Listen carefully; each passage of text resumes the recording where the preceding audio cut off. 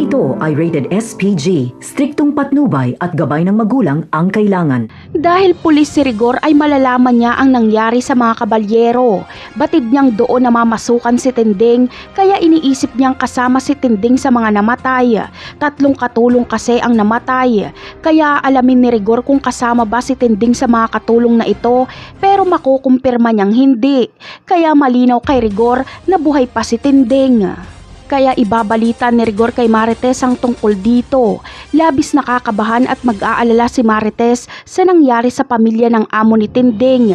Iniisip niya kung nasaan na ngayon si Tinding at Noy. Gagawin ni Marites ang lahat para malaman ang kalagayan ng kanyang ina. Hahanapin niya ito pero hindi niya alam kung saan hahanapin. Ang tanging naiisip lang ni Marites na paraan ay si Tanggol.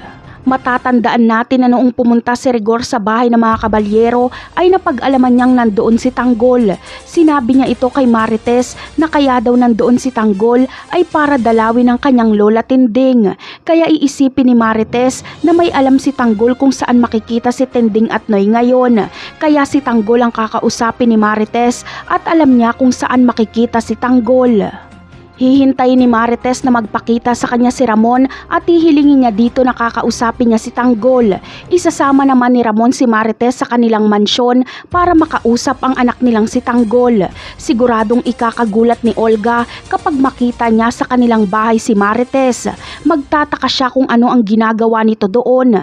Itatago ni Olga ang kanyang sarili at paaalisin niya si David para hindi sila makita ni Marites. Napakarami pa nating dapat abangan sa mga susunod na episode. Paalam!